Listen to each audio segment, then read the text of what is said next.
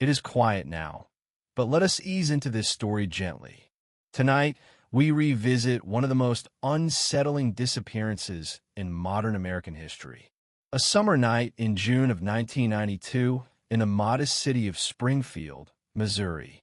A night when three women, a mother, her daughter, and her daughter's best friend, vanished from their own home without a sound, without a struggle, and without leaving behind more than a handful of cryptic traces.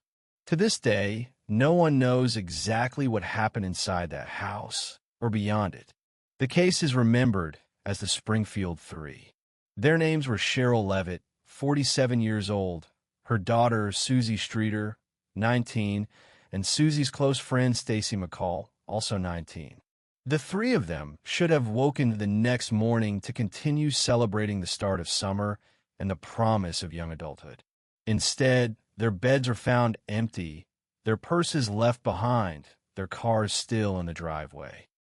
In the blink of an eye, three lives were erased from the rhythm of an ordinary town. The disappearance of the Springfield Three is chilling for more than just the absence of answers. It is chilling because of its ordinariness. A suburban home, a quiet neighborhood, a mother and two daughters of different ages, all gone as if the night swallowed them whole. There were no screams heard by the neighbors, no broken windows, no sign of forced entry. Just silence and the unexplainable void that comes after. The story begins in the days leading up to June 7th, when Suzie and Stacy had just graduated from Kickapoo High School. Their graduation ceremony was supposed to mark the start of new chapters in their lives.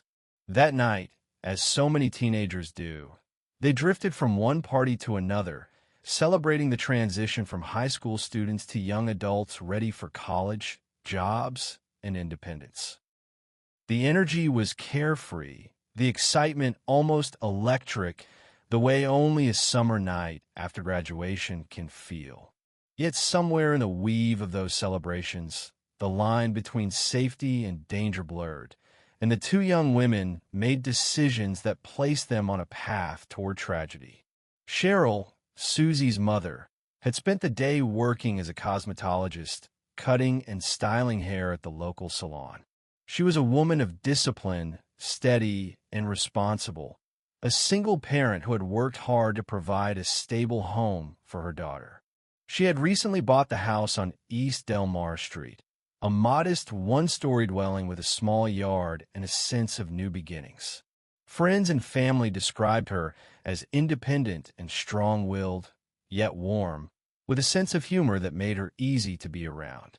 She looked forward to Suzie's bright future and likely felt a quiet satisfaction in knowing her daughter was closing one chapter and ready to begin another.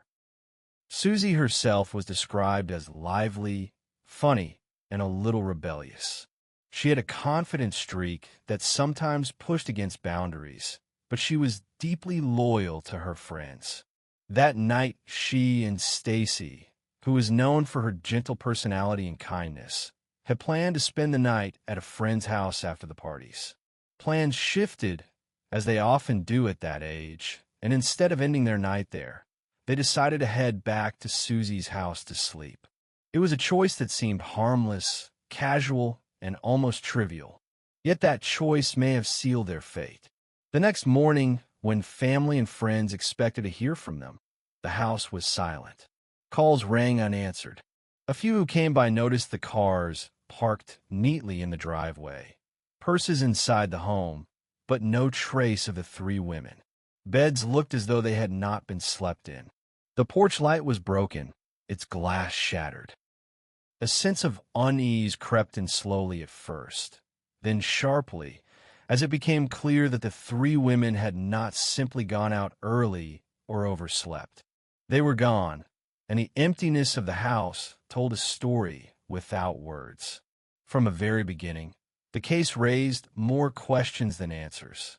How could three women vanish from a home in the middle of a quiet neighborhood without anyone noticing a thing? Was it someone they knew who lured them out or forced them away? Was it a stranger who managed to enter without leaving a trace? Or was it something even stranger, an act of violence so carefully executed that it left no obvious signs behind? The police investigation began almost immediately, but time was already against them. In missing persons cases, the first 24 hours are critical, and with 3 people gone, urgency pulsed like a drumbeat. Detectives searched the house, spoke with neighbors, traced the women's last movements through the night of celebrations. Yet, despite every step, they kept coming back to the same haunting reality. The house gave them no clear story, and the women had simply vanished into the silence of the night. This was not just another missing persons case. It would become one of the most enduring mysteries in American criminal history, one that continues to inspire theories, speculation, and unease decades later. Springfield, Missouri, in the summer of 1992, was a city with the soul of a small town. Nestled in the heart of the Ozarks, its neighborhoods were quiet, filled with tidy lawns, shaded streets, and the sound of cicadas rising in the warm evenings. Families knew one another. Neighbors waved from porches. Strangers stood out. For many, it felt like a safe place to grow up, where the greatest worries were schoolwork, weekend ball games, or the occasional summer storm rolling across the plains. Crime happened, of course, but rarely did it cut deep into the lives of ordinary families in such a dramatic way.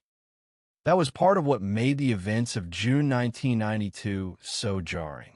They didn't just steal 3 women from their lives. They disrupted the very sense of safety that the community had taken for granted. On East Delmar Street stood the Levitt home, a single-story brick house with modest charm. It was not grand, but it was comfortable with a small porch and a driveway leading up to it. Inside, the rooms were neatly arranged, decorated with touches of Sherrill's careful style. Family photos hung on the walls, showing Suzie growing up, smiling with her mother, posing with friends.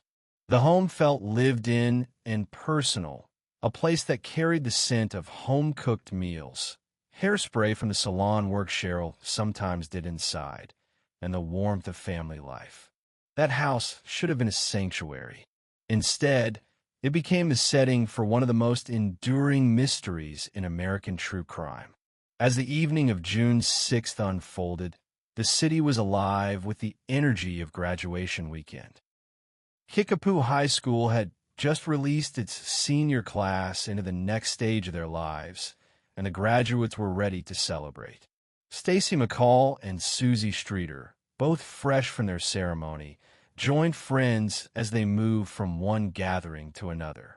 These parties were filled with laughter, music, and the unspoken sense of possibility that always hangs over young people at the threshold of adulthood. They were bright, fleeting moments of joy. At first, the girls had planned to spend the night at a hotel, resting after the long day and getting ready for a trip to a water park the next morning. It was supposed to be carefree, yet plans shifted, as they often do when excitement and exhaustion collide. By the end of the night, after visiting more than one house and saying goodbyes, Stacy and Suzie decided it would be simpler to go back to Suzie's place instead. They did not want to wake up too far from home, and the comfort of a familiar house outweighed the uncertainty of staying elsewhere. It was a small decision, one that seemed harmless.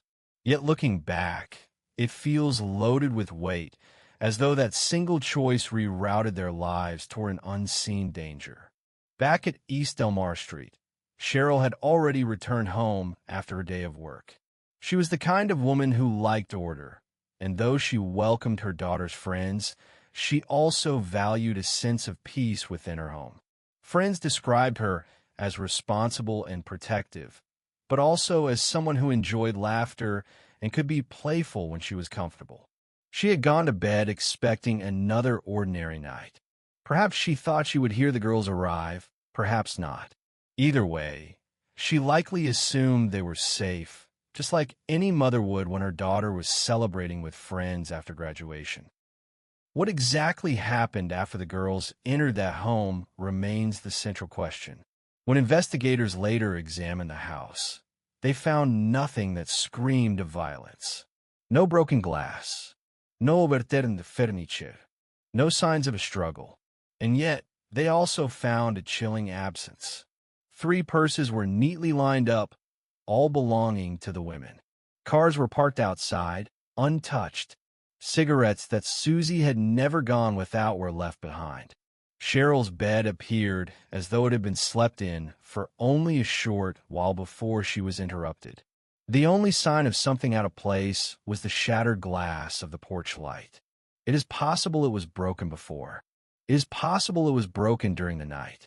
Either way, it added to the unease.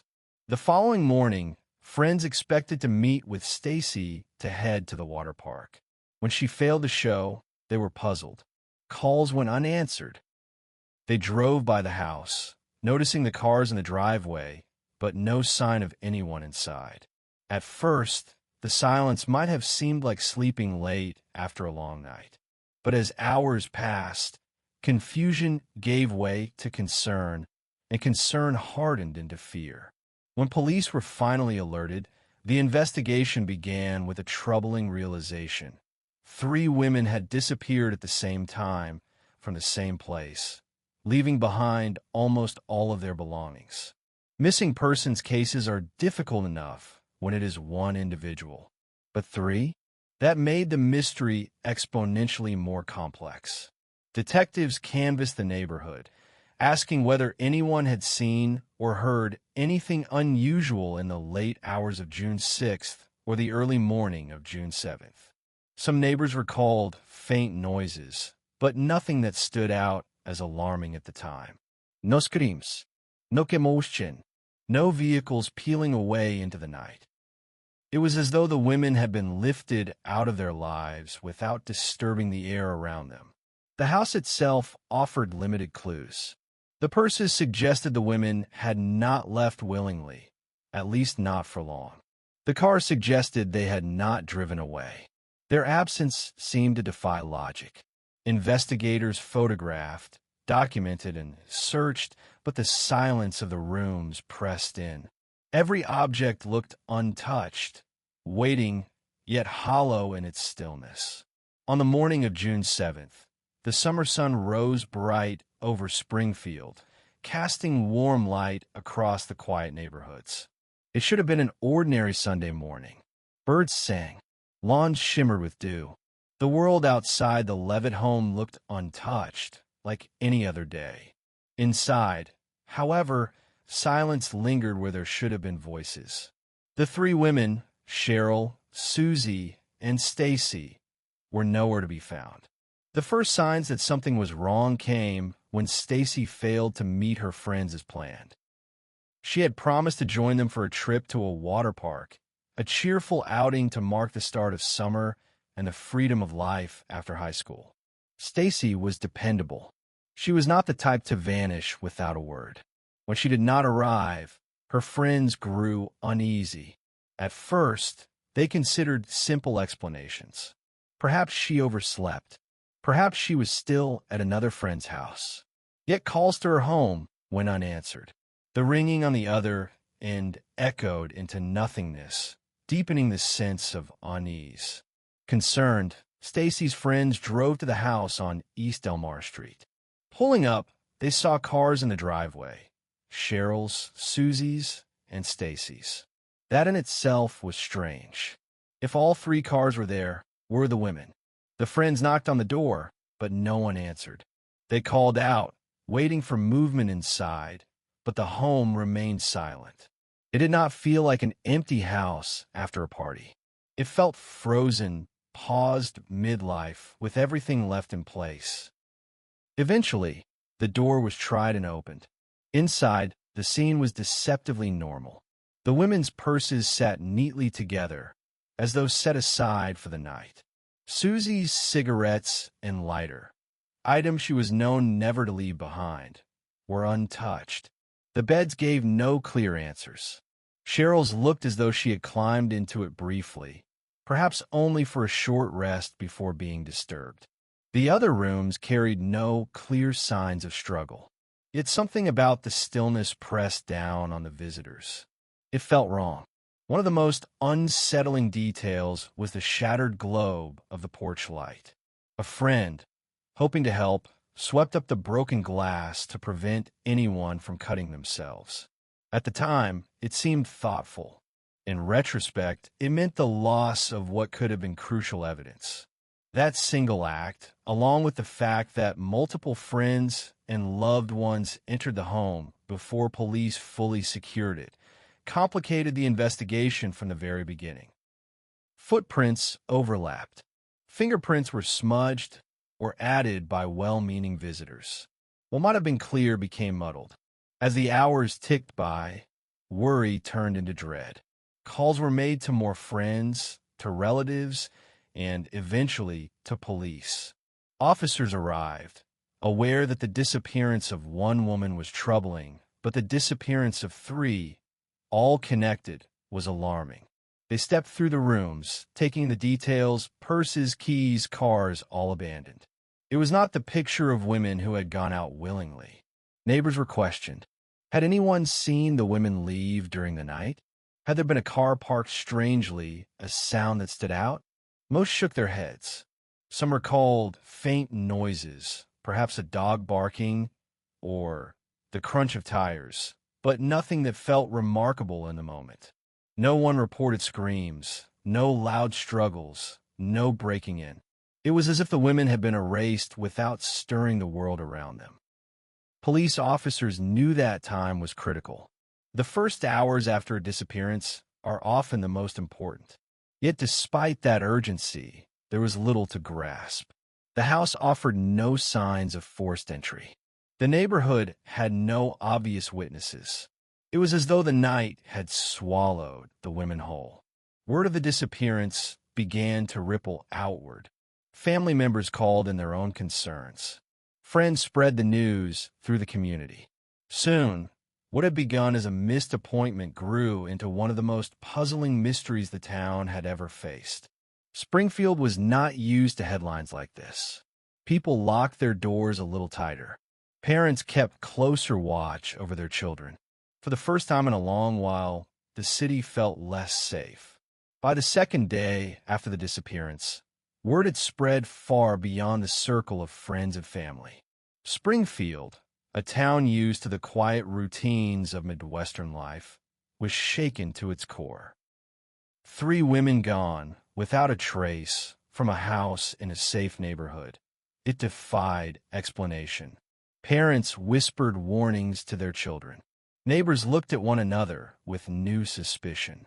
Doors that had once been left unlocked were now bolted tight. It was not just a case of missing persons. It was a rupture in the sense of safety the town had long taken for granted. Police knew they had to act quickly. They began canvassing the neighborhood, knocking on doors, asking residents what they had seen or heard. Some neighbors recalled hearing dogs bark in the night, or the faint sound of a car pulling away, but nothing clear enough to point to. Others admitted they had noticed nothing unusual at all. In a neighborhood of single-story homes and neatly kept lawns, people had gone to sleep and woken up without realizing history was unfolding only a few feet away. Inside the house, investigators tried to make sense of the details left behind. 3 purses together, untouched. Keys still inside. Makeup and personal items sitting where they had been placed the night before. Even the beds offered conflicting stories. One looking briefly slept in, another untouched. Susie's cigarettes and lighter, perhaps the most telling clue, remained on the counter. Those who knew her insisted she would never have left them behind voluntarily. The detail was small but chilling. Officers began considering possibilities. Had the women left the house to meet someone, expecting to return soon? Had a visitor arrived late at night, someone they trusted enough to let inside? If so, where had the night taken them? The press caught wind of the story, and within days the case known as the disappearance of the Springfield 3 began to make headlines across Missouri. Reporters described the eerie scene: the cars in the driveway, the purses in the house, the broken globe of the porch light. Images of the women appeared on television and in newspapers. Suzie and Stacy's graduation photos, bright with the smiles of girls on the edge of adulthood, contrasted painfully with the fear written across the town. Sherrill's portrait showed a woman whose steady presence anchored her family, now missing without explanation. The wider the coverage, the more tips flowed in. Calls flooded police lines, some from people convinced they had seen the women, others offering theories or pointing fingers at neighbors, ex-boyfriends, strangers in town. Each lead had to be checked. Officers worked long hours, combing through information that often led nowhere. It was like chasing shadows in the dark. Community members stepped up to help. Volunteers organized searches through nearby woods, rivers, and open fields. People combed through brush and peered into ditches, hoping for a clue but dreading what they might find. Flyers with the women's photos were taped to telephone poles, pinned to bulletin boards, tucked into shop windows. Every smiling face on those flyers was a silent reminder of the 3 lives that had slipped away overnight. The sense of fear was matched by a sense of disbelief. This was not supposed to happen here. Springfield was not a city known for violent crime or sensational mysteries. Yet now the nation was beginning to look in its direction, drawn by the unsettling puzzle of 3 women gone from a quiet house on a summer night. Police tried to keep the focus sharp. They pulled phone records, traced financial activity, and interviewed friends, coworkers, and acquaintances. They looked for any sign of conflict, any relationship that might have turned dangerous. But each line of questioning seemed to end the same way, in silence. No ransom notes appeared, no signs of escape or struggle came to light. There were theories, but no evidence strong enough to cling to. By the end of the first week, the Springfield Police Department was under pressure. They had little to show beyond growing stacks of paperwork and a house that offered more questions than answers. The porch light had been cleaned up by well-meaning friends. The scene had been entered by too many people before officers could preserve it. Fingerprints and footprints overlapped. What might have been useful was now compromised. In hindsight, many would call those early hours a tragedy in themselves, a loss of evidence that might have cracked the case. At the time, however, the community's need for reassurance and the police department's scramble to cover every lead meant decisions were made quickly, and sometimes poorly. As media attention intensified, so too did the theories. Some whispered about a stalker. Others feared a serial predator had chosen Springfield. Still others thought the women had been abducted for ransom, even though no demands ever came. Each possibility was frightening. Each possibility carried the weight of being unsolved. The home on East Delmar Street stood quietly through it all. Neighbors passed by, glancing at the driveway, where 3 cars sat waiting for their owners. The front porch, once ordinary, now carried an unspoken chill. It was no longer just a house. It was a mystery frozen in time.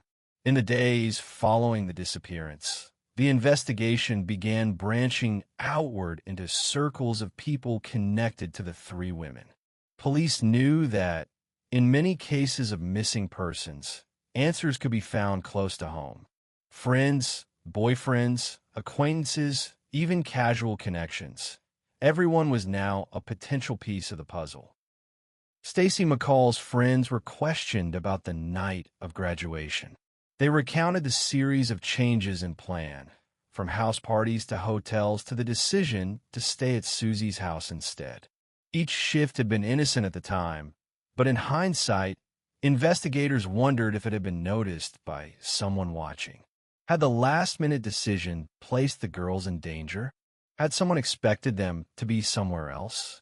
Attention soon turned to Suzie's ex-boyfriend. Like many teenagers, Suzie had navigated relationships that were sometimes intense, sometimes short-lived. The breakup had been relatively recent, and officers knew that unresolved emotions could sometimes lead to violence. Interviews were conducted, timelines checked, yet nothing concrete emerged. The young man, while scrutinized in the press, was never tied to the disappearance by evidence. Another figure who attracted suspicion was a local man known to police for petty crime and unsettling behavior. Rumors swirled that he had been seen near the neighborhood on the night of June 6th.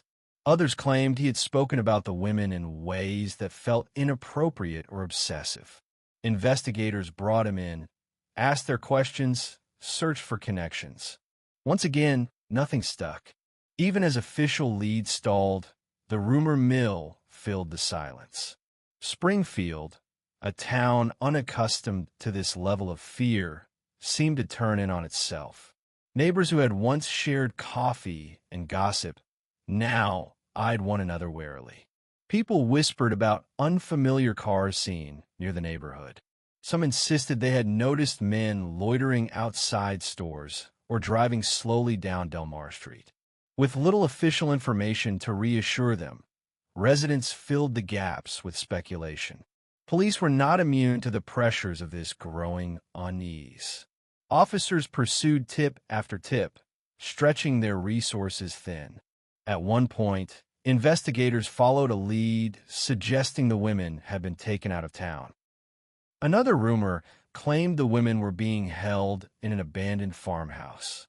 Search teams moved through dusty, forgotten properties, disturbing old hay and startling stray animals, but finding nothing that pointed to Sherrill, Suzie, or Stacy.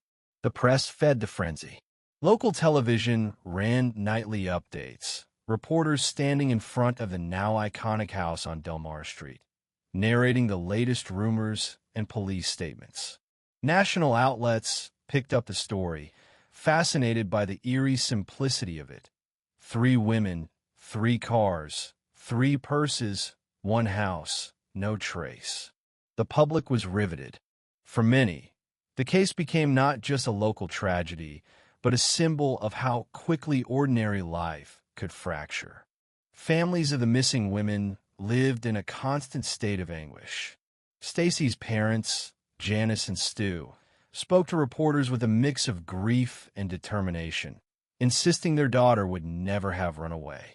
Sherrill's relatives struggled with the impossible, mourning without proof of death, hoping without proof of life. The pain of not knowing was its own kind of torment. As the days stretched into weeks, a change settled over the community. The first wave of optimism that the women might walk through the door or be found in a nearby town began to fade. The lack of ransom demands, the lack of confirmed sightings, the absence of any communication, all of it suggested a darker outcome. People still searched, but the undercurrent had shifted. Hope was now tinged with dread.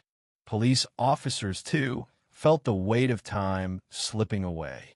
They knew that the first hours of a disappearance are the most critical. With each day that passed, the trail grew colder. Evidence that might have been useful was lost to time or had never been properly preserved. The mistakes of the early hours, the friends and neighbors who had entered the house, the decision to tidy up small things, the police delay in sealing the scene, loomed larger as it became clear that no easy answers were coming. Still, the department pressed on. They coordinated with the FBI, reviewed known offenders in the area, and continued to field the relentless flood of tips. Every lead had to be checked, no matter how outlandish. There were calls claiming the women had been spotted in other states, claims they had been abducted by a biker gang, claims of strange men offering rides to women at gas stations. Each story, once unraveled, dissolved into nothing. The summer heat pressed down on Springfield, and with it came a kind of weary vigilance. Parents kept their children closer. Women avoided being out late. The easy rhythms of neighborhood life had been broken, replaced by watchfulness and unease. What had begun as a mystery was evolving into something deeper, something that felt like a shadow settling permanently over the town. Through it all, the house on Del Mar remained a symbol. People drove past it slowly, peering at the lawn, the porch, the windows. Some left flowers or notes on the steps. Others simply stared, as if the walls themselves might yield a secret. The house held its silence. As July deepened, the investigation into the disappearance of Sherrill, Suzie, and Stacy stretched beyond the limits of what Springfield's police force could manage alone. The sheer weight of the case, 3 women gone, no crime scene to speak of, no ransom, no suspects solidly tied to the event, made it one of the most perplexing mysteries the department had ever faced. To compensate, they began pulling in outside help. The FBI was consulted early, lending their expertise in abduction cases and providing manpower to sift through the growing mountain of tips. Analysts combed through phone records, bank activity, and the known associations of each woman, searching for any irregularity. Nothing obvious emerged. The 3 lives, while distinct, had not carried obvious connections to criminal elements or dangerous individuals. Alongside official agencies came the wave of unofficial voices, psychics, self-styled investigators, and those who claimed to have visions or dreams about the missing women. Dozens of calls arrived from across the country. Some described the women being held in basements.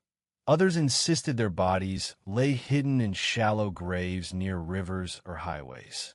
While most officers dismissed these as distractions, the sheer volume of psychic tips forced the department to at least log and occasionally follow them. The most famous of these efforts involved a psychic who pointed investigators toward an abandoned farmhouse outside Springfield.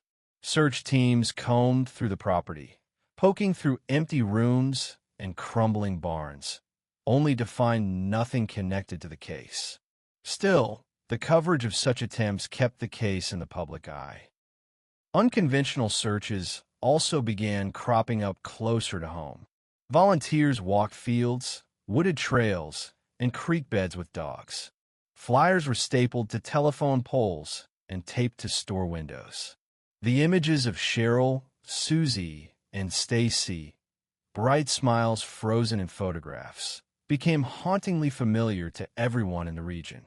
Missing posters began curling in the sun, their edges yellowed by heat and rain. Yet people kept replacing them with fresh copies. Theories about what had happened hardened into competing camps. One line of thought suggested that the women had been targeted by someone they knew, someone who had gained their trust enough to be let inside the Del Mar Street home.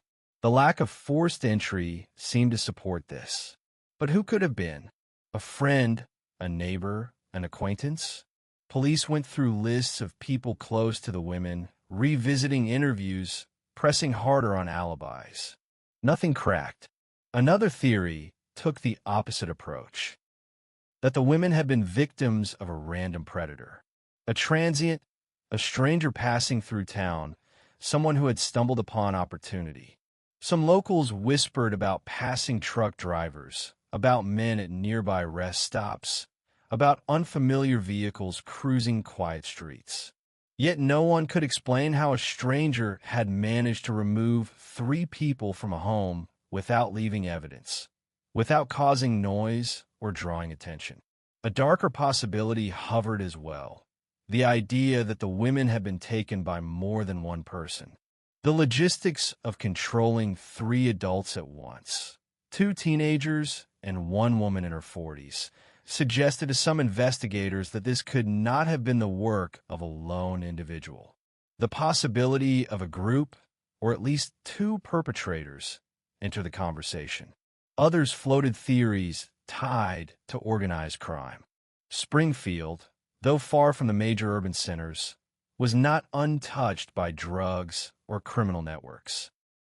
Some whispered that Sherrill had overheard something in her work at the real estate office, or that Suzie or Stacy had unknowingly crossed paths with the wrong people at a party. These ideas remained speculative, yet they gained traction in a community desperate for explanations. Through it all, the families endured an emotional torment that defied words. Janice McCall, Stacy's mother, became one of the most vocal advocates for the case. She called for updates, pressed police for answers, and spoke frequently to the media. Her determination to keep her daughter's name in the public eye was relentless, even as the exhaustion showed on her face. She refused to let Stacy be forgotten, or to allow the case to fade into silence. Police morale began to fray under the pressure. Detectives worked long hours, pursuing tips that led nowhere, circling back on interviews that seemed rehearsed or incomplete. The lack of progress gnawed at them. Some quietly admitted that they felt as if the case had slipped through their fingers in those first critical days, and that every effort now was like chasing shadows. Yet the case refused to fade. It clung to Springfield like a fog, seeping into conversations at diners, whispered exchanges in grocery aisles, and the quiet fears of parents tucking their children in at night. Even months after the disappearance, the mystery had not dulled. Instead, it had deepened, as if the absence itself grew heavier with time. The city had changed. Porch lights that once clicked off at bedtime now burned through the night. Strangers drew suspicious glances. Doors were locked earlier, curtains drawn tighter.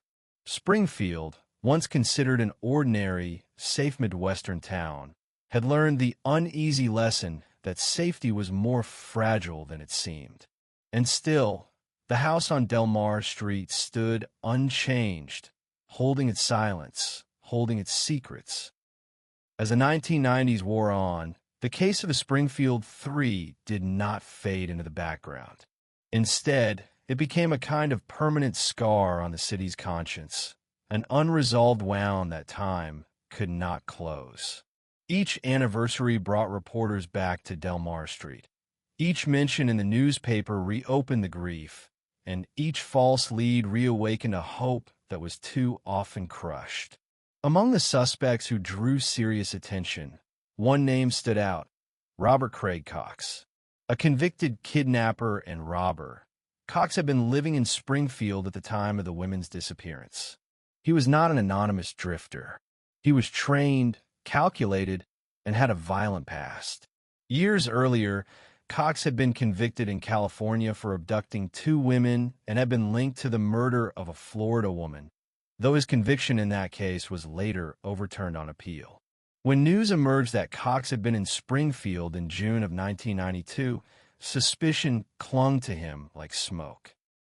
He had worked as a utility worker, and some speculated that this might have given him access or knowledge of neighborhoods and homes. In interviews, Cox was evasive.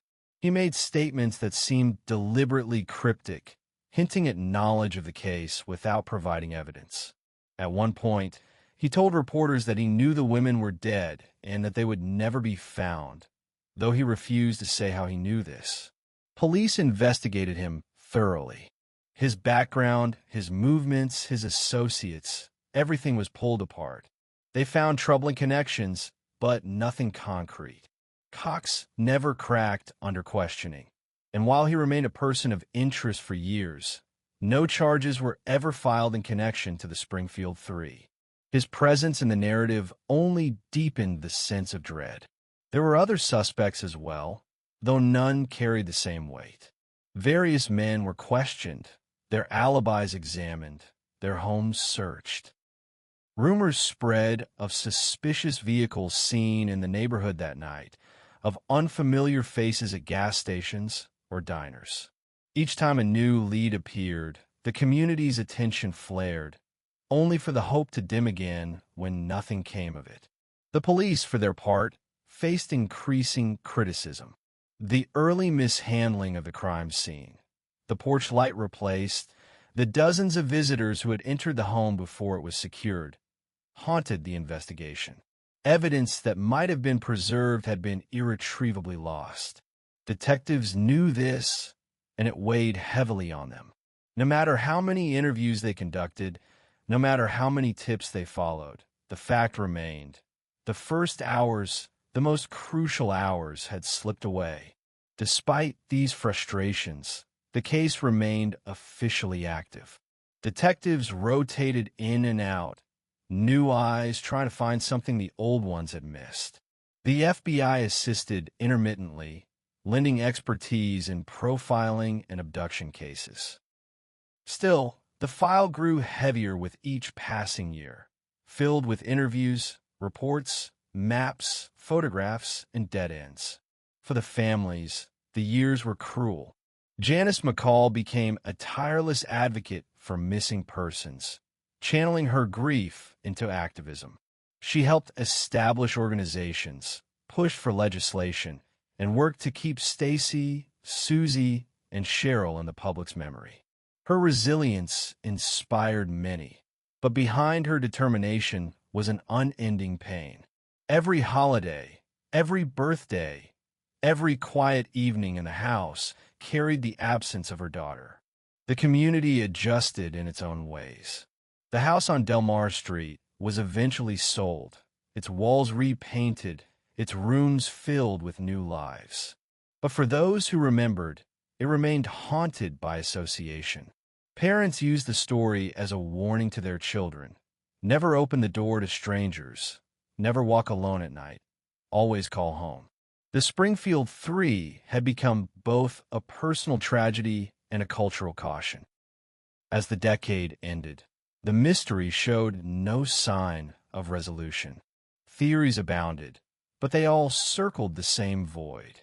Some believed the women had been buried in concrete beneath parking lots or warehouses, hidden forever under the city's expansion.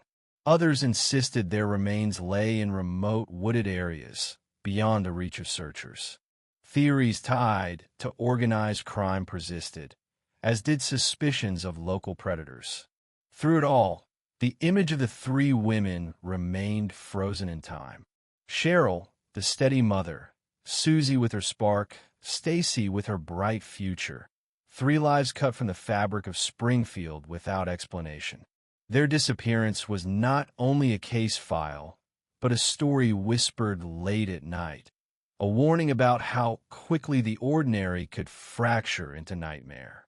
And Springfield itself, though it carried on, was never quite the same. By the time the calendar turned to the new millennium, the case of the Springfield 3 had become something larger than a local mystery. It was woven into the culture of the Ozarks, an unresolved story that hovered like a shadow over everyday life. A whole generation of Springfield's children had grown up with the images of Sherrill, Suzie, and Stacy on posters, on television, and in whispered conversations. For many, the mystery was as familiar as the town's landmarks, as permanent as its skyline. In the early 2000s, advances in forensic science brought a flicker of renewed hope. DNA analysis, once a fledgling tool, had become far more powerful. Detectives revisited evidence from the case file, wondering if hairs, fibers, or trace materials collected back in 1992 could yield answers that had been impossible before. But the truth was painful. The compromised state of the Delmar Street house in those critical first hours had left little reliable evidence to work with. What little they had was tested, but nothing conclusive emerged. Still, police refused to abandon the effort. In 2002, on the 10-year anniversary of the women's disappearance, renewed searches were carried out. One of the most dramatic focused on a parking garage near Cox Hospital in Springfield. A man who had worked construction there claimed that 3 bodies might have been buried in the concrete during the building's early phase, around the time of the disappearance. The story caught fire in the media. Heavy ground-penetrating radar was brought in, scanning beneath the asphalt for anomalies. The results suggested possible disturbances, voids or areas that looked suspicious. For a moment, it seemed as if the answers might be within reach. But when city officials balked at the cost and disruption of tearing up a major parking structure, the plan was shelved. The idea of the women being entombed in concrete beneath downtown Springfield lingered, but it was never confirmed. The rumor became one more unsettling thread in the tapestry of theories surrounding the case. Throughout these years, detectives continued to revisit persons of interest. Robert Craig Cox resurfaced repeatedly, giving interviews from prison in which he teased knowledge but refused to provide details.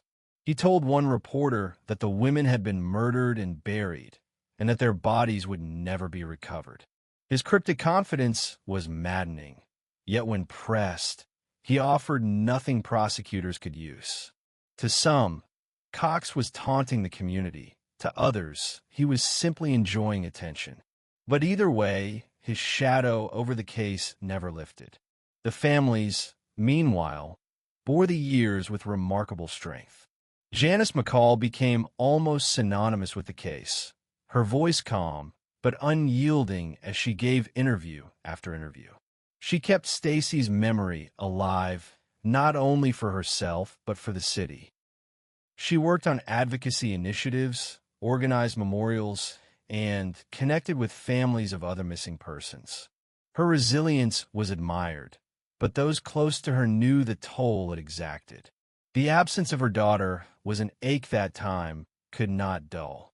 Sherrill Levitt's relatives lived with their own grief, quieter but no less sharp. For them, the mystery was not a distant true crime story, but a wound in the family itself.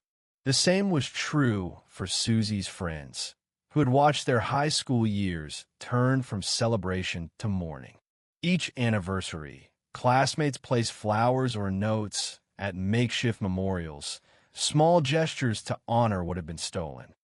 The case began to enter true crime media. Documentaries, television specials, and newspaper retrospectives explored the disappearance. The story had all the hallmarks that drew public fascination: the suburban setting, the absence of physical evidence, the complete vanishing of 3 people at once. Yet unlike many famous cases, there was no resolution, no courtroom conclusion, no grave to visit. Instead, there was only the unsettling permanence of absence. Springfield itself bore the weight in subtle ways. People who had once left doors unlocked no longer did. Parents passed down warnings to children. Teenagers told each other ghostly versions of the story at sleepovers, framing the Delmar Street house as haunted ground. The ordinary home had become a symbol of unanswered questions, its neat yard and siding belying the darkness it represented. By the mid-2000s, the investigation had reached a kind of stalemate. Police continued to field tips, but the volume had slowed. Every so often, a new lead would spark interest. A reported sighting, a claim of knowledge from a jailhouse informant, a rumor about a burial site.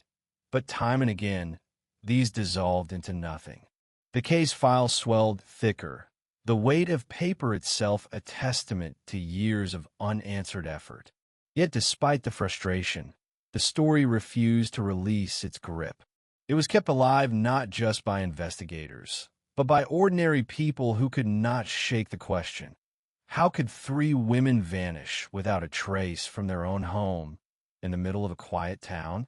It was this very impossibility, this sense of something beyond explanation, that gave the Springfield 3 its haunting power. As the years passed into the 2010s, the Springfield 3 remained as absent as ever, their fate unresolved, their names still etched into the city's consciousness. By this time, a whole generation had grown up never knowing a world before their disappearance. Yet the story remained alive, preserved in the community's memory, and amplified by the growing world of online true crime discussion. Podcasts, forums, and online documentaries gave the case new visibility. Internet sleuths dissected every detail of the timeline, scrutinized maps of Springfield, debated the reliability of eyewitnesses, and revisited the list of suspects. For many, the case became an obsession, an intricate puzzle that seemed solvable if only the right piece could be uncovered. The advent of social media meant that theories could circulate faster than ever before, reaching people far beyond Missouri. Suddenly, the Springfield Three were not just a local story, but a national, even international, mystery. With this attention came renewed calls for investigation. Detectives who had worked the case in its early years sometimes returned for interviews, their faces lined with the frustration of unfinished work. Some admitted that mistakes had been made, particularly in those first chaotic hours at the Delmar Street home. Others expressed quiet hope that new technology might one day succeed where earlier efforts had failed. Advances in forensic genealogy, the same methods that had helped catch the Golden State Killer, gave some in Springfield reason to believe that the case might not remain unsolved forever. In 2017, a new round of ground-penetrating radar searches was carried out in areas around Springfield, spurred by tips that claimed to point to burial sites. Once again, anomalies were found. Once again, excavation was debated. And once again, no conclusive discovery was made. The cycle of hope and disappointment continued, mirroring the pattern that had haunted the investigation from the beginning. By the 2020s, the Springfield Three were firmly cemented in the canon of America's great unsolved mysteries. Their story was featured in television specials, YouTube documentaries, and podcast series dedicated to cold cases. Each production brought new eyes, new listeners, and new hearts gripped by the chilling reality of 3 lives erased in a single night. For the families, the passing decades were cruel. Janice McCall, who had fought for so long to keep her daughter's memory alive, grew older, carrying with her a grief that no passage of time could soften.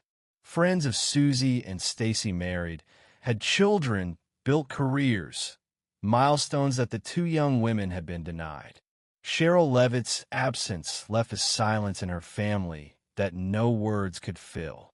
And still, the questions persisted. What happened in the early hours of June 7th, 1992?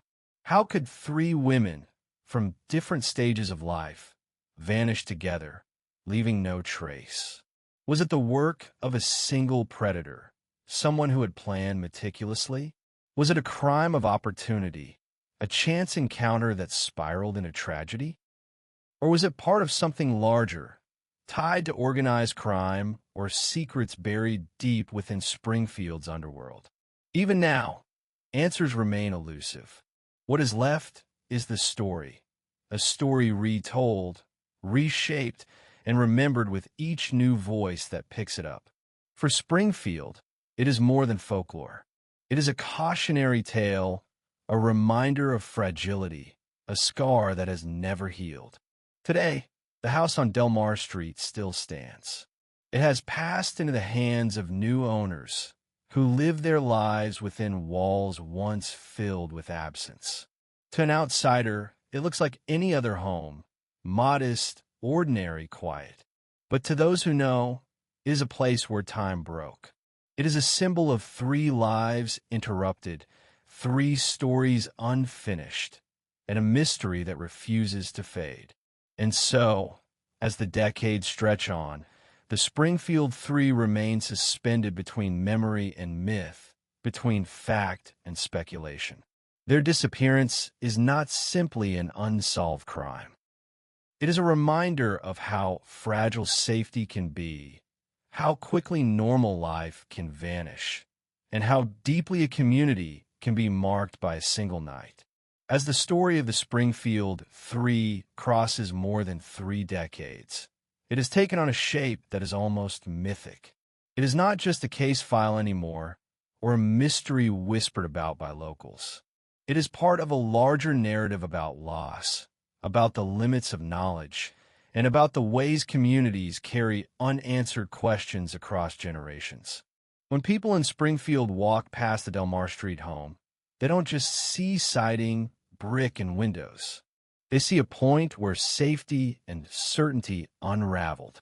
They see a reminder that there are moments when the world becomes unknowable.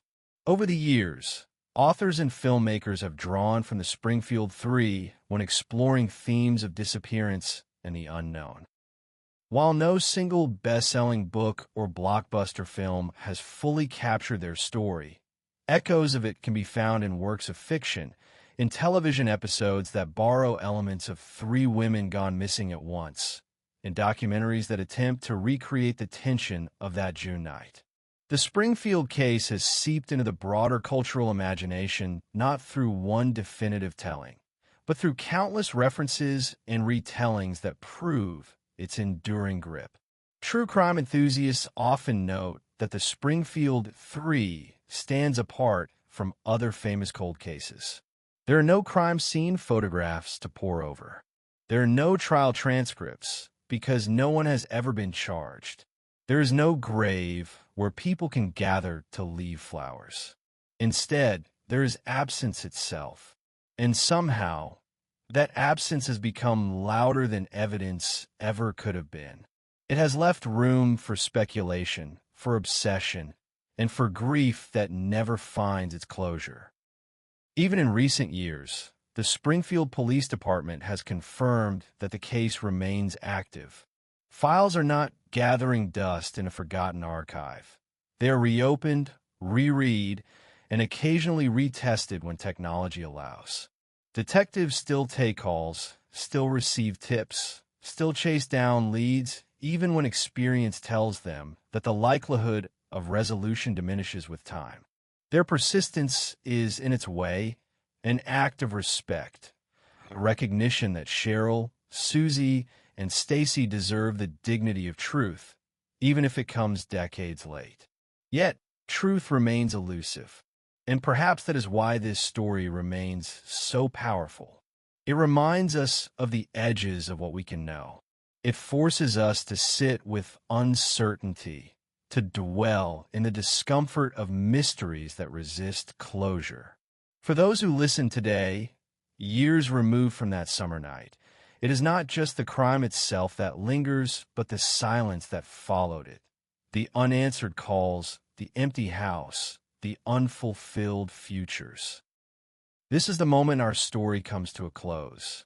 We have walked through the streets of Springfield, stood at the edge of the Delmar Street home, traced the efforts of investigators, and felt the sorrow of families who waited for a knock that never came. We have seen how this case stretched into decades, how it shaped the community, and how it continues to echo far beyond Missouri.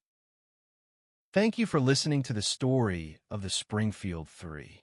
If you wish to continue this journey through the shadows of history and memory, feel free to listen to more captivating stories from the True Crime series. Until then, may the night be calm, the silence gentle, and your rest undisturbed.